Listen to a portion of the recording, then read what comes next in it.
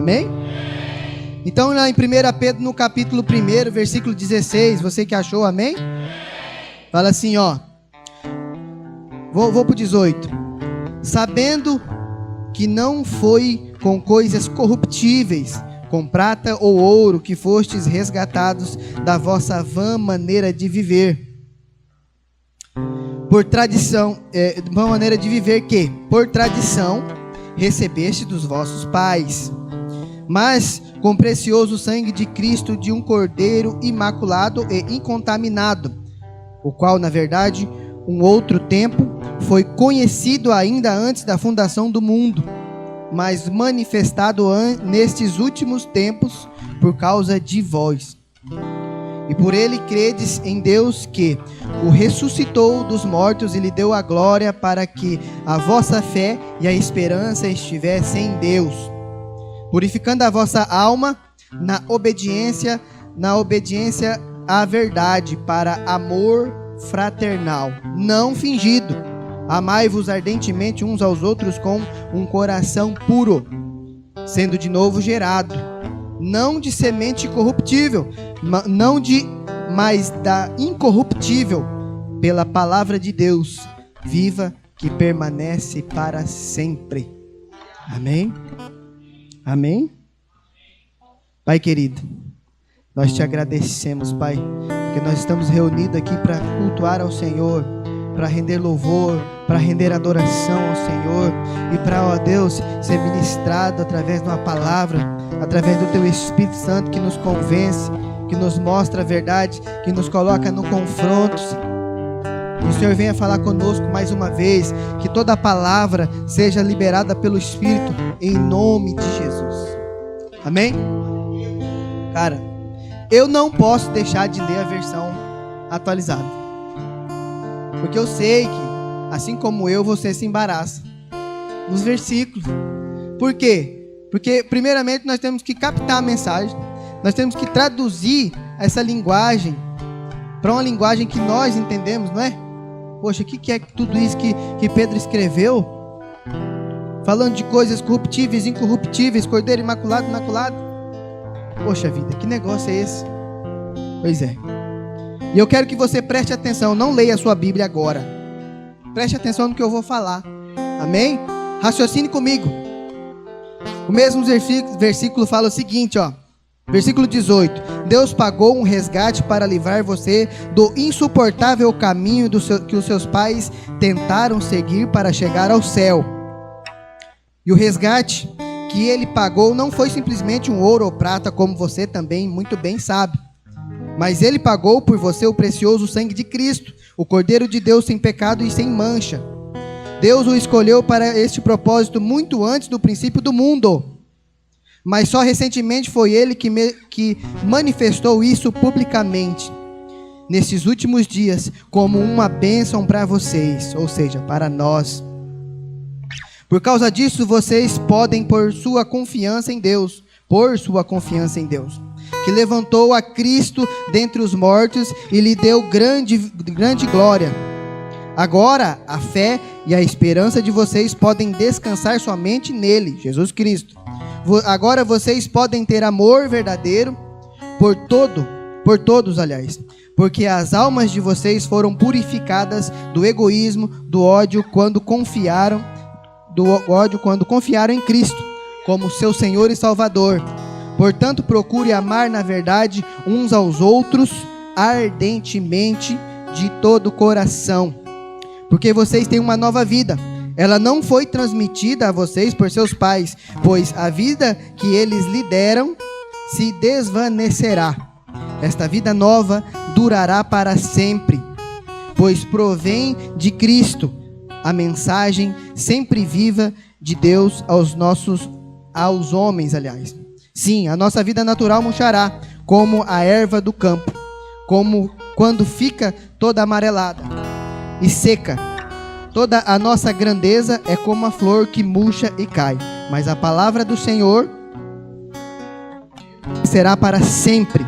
A sua mensagem é boa nova e foi pregada a vocês. Poxa vida, não muda? Será que mudou ou não? Paulo começa falando, começa dando um resuminho pequenininho do que foi a obra de Cristo, não é? Foi pago, nossa alma, nossa salvação foi paga por um alto preço. Ele começa dizendo: não preço de prata, ouro ou sangue, mas sim sangue do Cordeiro imaculado, aquele que não tinha falhas e manchas. Essa é a demonstração verdadeira de amor. Ele não escreveu isso, mas é isso que nós entendemos. É isso que ele diz logo a seguir, não é? Que nós devemos substituir aquilo que nós aprendemos com os nossos pais, que não é errado, mas que não vai permanecer, por aquilo que Jesus tem nos falado e nos ensinado, principalmente nesse tempo de agora. Tantas coisas Jesus tem nos falado, tantas coisas Jesus tem falado a esta igreja, e creio que muitas outras, que não é para apenas para que a gente possa guardar no nosso entendimento, mas sim para que a gente possa substituir aquilo que nós aprendemos com os nossos pais. É isso que ele fala. Porque aquilo que nós aprendemos com os nossos pais não foi ruim. Na maioria das vezes, a intenção foi muito boa, mas não vai permanecer, vai se desvanecer, vai se acabar, vai se enfraquecer. Agora, aquilo que nós aprendemos de Cristo, ou aquilo que Cristo tem ministrado no tempo de hoje para nós, e tudo aquilo que nós buscamos dele, vai permanecer para sempre. Vai permanecer para sempre. Essa é a palavra de Deus. Essa é a verdade de Deus. Esse é o evangelho de Deus. Isso é o reino de Deus implantado em nós. Ou nós, sai de nós para fora. Brota de nós para fora. É isso que Deus quer nos dizer e está nos falando nesse tempo. O reino, ele não vem de algum lugar, ele sai de nós. O reino de Deus não é aquele lugar onde nós vamos, igual esse lugar aqui, e permanecemos por um determinado tempo. O reino de Deus é aquilo que nós vivemos, que nós praticamos, aquilo que nós pegamos e que o Espírito vem ministrado sobre nós e colocamos em prática como vida, como o testemunho de vida. Não é isso que Paulo está dizendo aqui? Trocar o que nos foi ensinado por aquilo que Jesus tem ministrado. Quando nós falamos que a palavra de Deus, ela é completa, ela ensina em todos os sentidos, em todos os termos, ensina o Pai, o Filho, ensina a criação, ensina a administração, ensina todas as coisas, inclusive física, química. Não é mentira, é a verdade. É verdade. Mas daí, nós vemos e caminhamos com Cristo e queremos implantar aquilo que nós aprendemos com nossos pais para chegar ao céu, não é isso que ele está falando? Seus pais tentaram chegar aos céus. Seus pais acharam alguma maneira, alguma coisa, alguma regra que assim poderia chegar ao céu. Pois nós temos que deixar isso um pouco de lado. Nós temos que deixar e perguntar para Cristo o que é para ser feito. Um tempo atrás tinha um filme cristão que falava assim: nos seus passos, o que Jesus faria? E nós perguntamos isso. Quando eu estou administrando lá a pitutuca, eu pergunto para Jesus: Jesus, e agora? Como é que eu faço? O que eu tenho que fazer para melhor administrar ou administrar da maneira que o Senhor deseja? Quando eu estou no meu casamento, eu pergunto para Jesus: como eu devo tratar a minha esposa? Como eu devo criar os meus filhos? Como eu devo conduzir a minha casa? Quem deve conduzir a minha casa? Vou deixar essa pergunta para você. Quem deve conduzir a tua casa? Tudo isso vem de Jesus, tudo isso vem da palavra, tudo isso o Espírito Santo nos ajuda e nos ministra.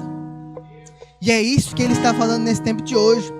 O teu pai às vezes te ensinou uma coisa que não era errada. Ensinou que você tem que educar os seus filhos desta maneira. Tem que fazer assim, você foi feito desse jeito, assim, assim, assado. E Jesus? Você já perguntou para Jesus como é que você tem que educar os seus filhos? Você já entendeu por que nós temos que nascer de novo? O novo nascimento requer isso aí, aprender tudo de novo. Aprender aquilo, deixar aquilo que nós aprendemos para trás, para aprender de novo. Ser novo nascido. Quando Jesus fala que, olha, nós temos que ser como crianças para alcançar o reino dos céus, é porque nós temos que liberar o coração, é porque nós temos que ser livres, coração livre, liberto, para que o Espírito Santo possa habitar naquele lugar ali. Mas aí lá na frente, também Paulo fala o seguinte, você fala para Corinto, vocês eram para já ser mestres, adultos. Poxa vida, então, como é que nós vamos ser? Nós vamos ser crianças ou nós vamos ser adultos? Nós precisamos ser igual as crianças, com o coração limpo, liberto de toda mágoa, todo rancor, tudo aquilo que nos atrapalha a ação do Espírito Santo na nossa vida. Mas vai chegar um tempo que Jesus vai cobrar de nós maturidade, para entender que há um propósito na nossa vida, para entender que nós precisamos passar por algumas situações para ser moldados por Ele.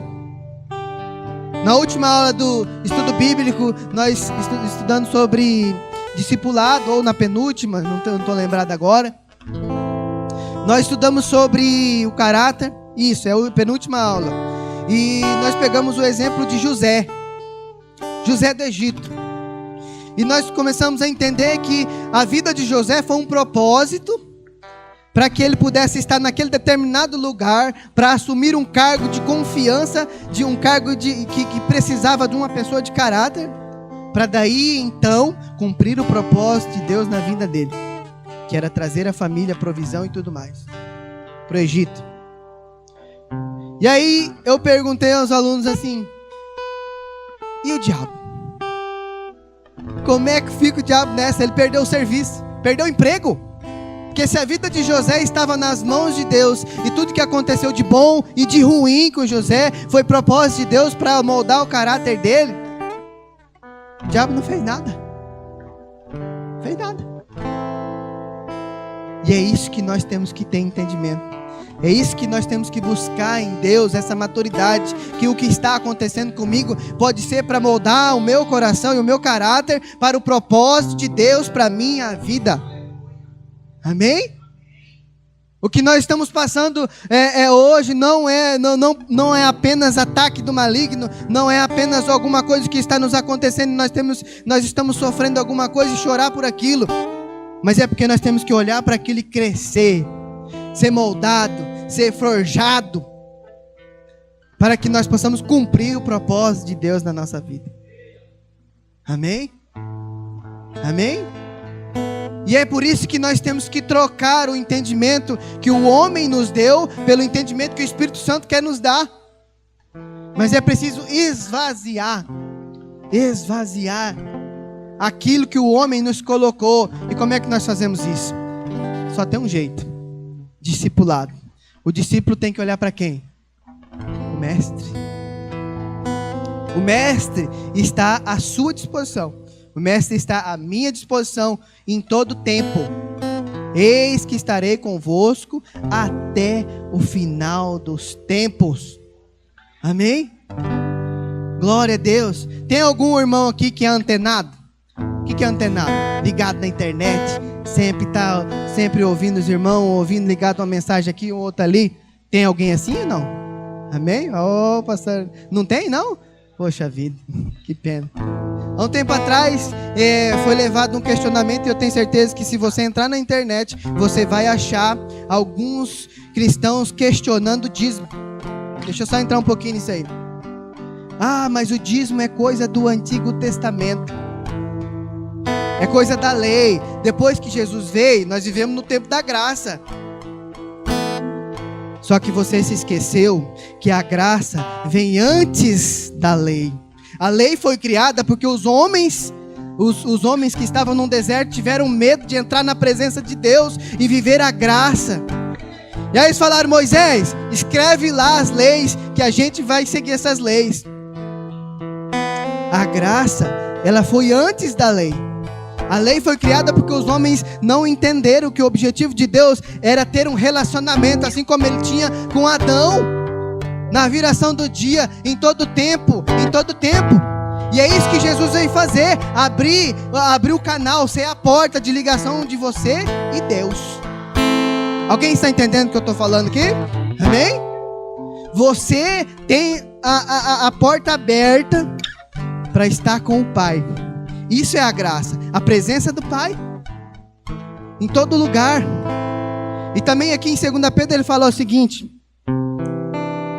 ao justo, que é aquele que é justificado, Deus está com os olhos fitos nele, olhando tudo aquilo que ele está fazendo. Meu Deus do céu, isso é bom, mas é comprometedor, não é?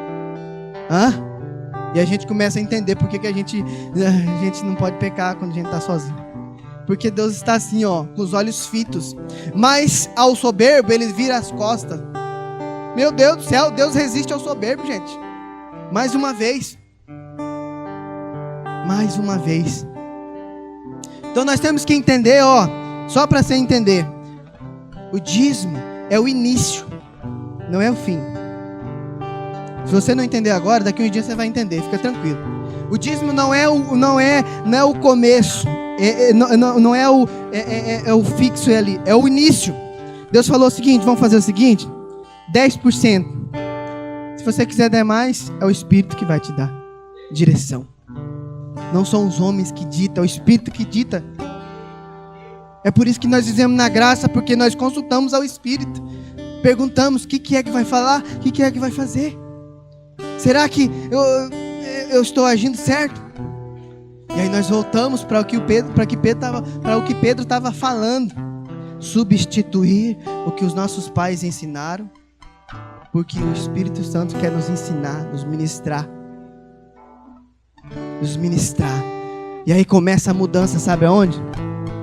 Aqui, aí que começa a mudança verdadeira. Aquela que acontece de dentro para fora. É aquela que é o testemunho vivo.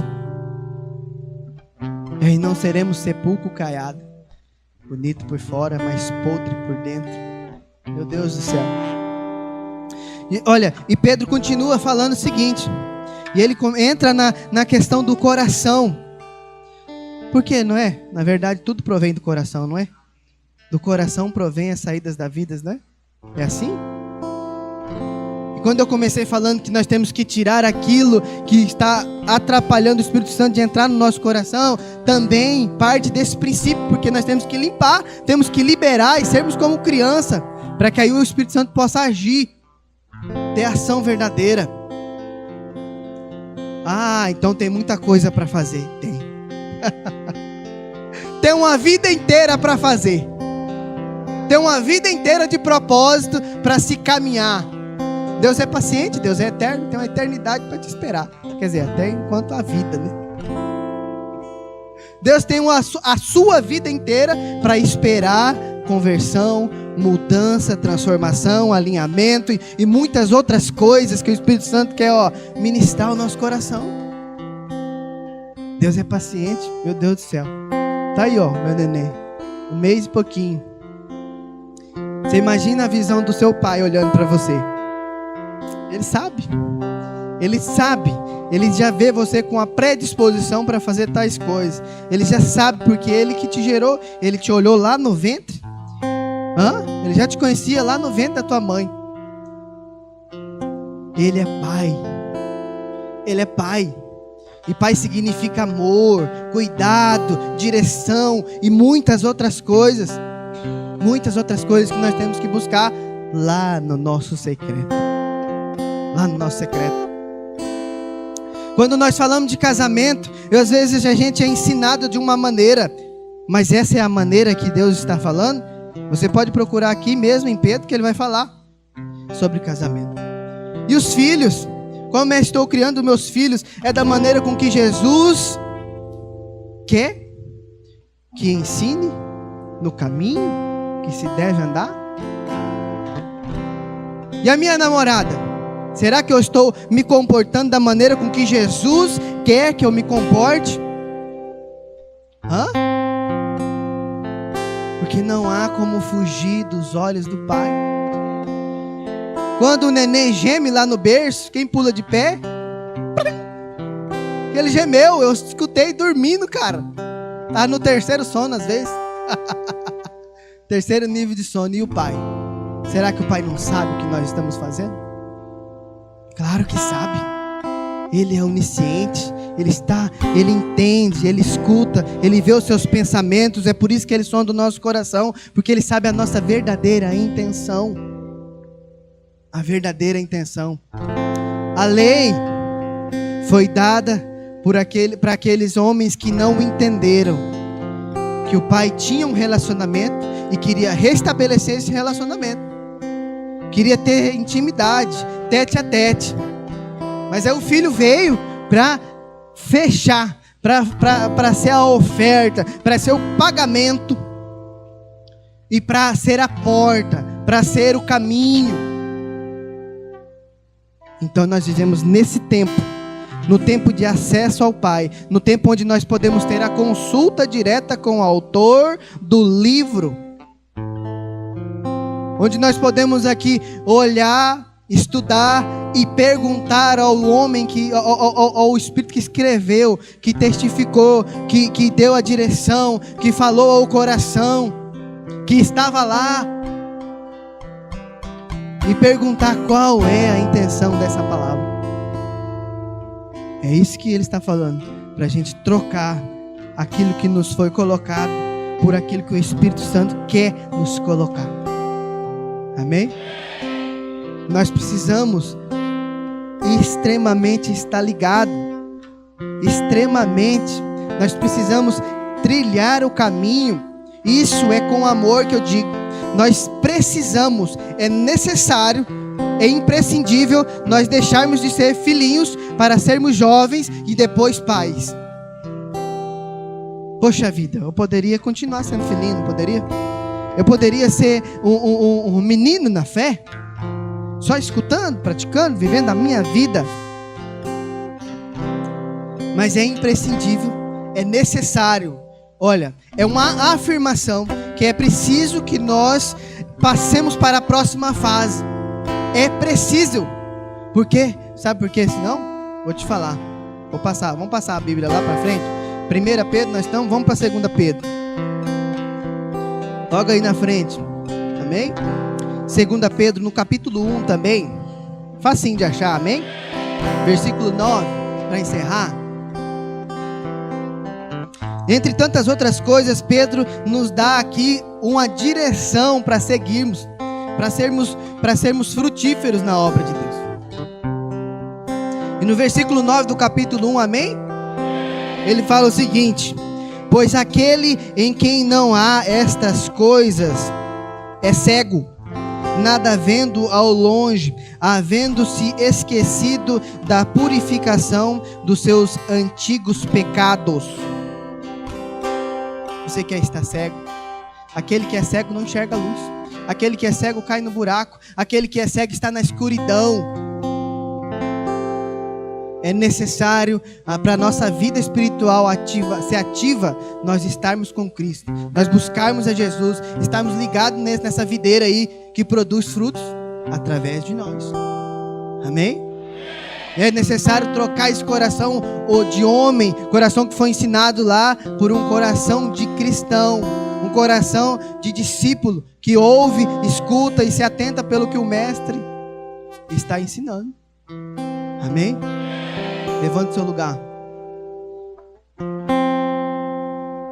Que nós possamos entender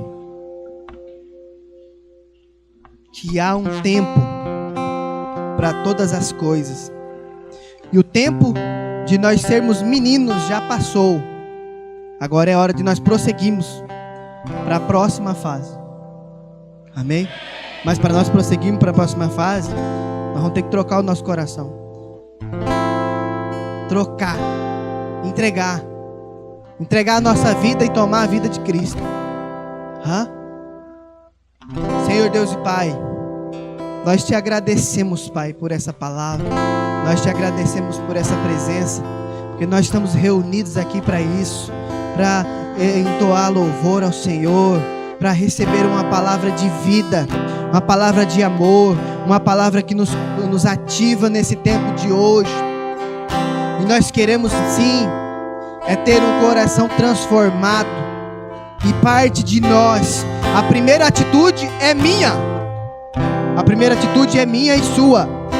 Ter um coração liberto, ter um coração limpo para a ação do Espírito Santo.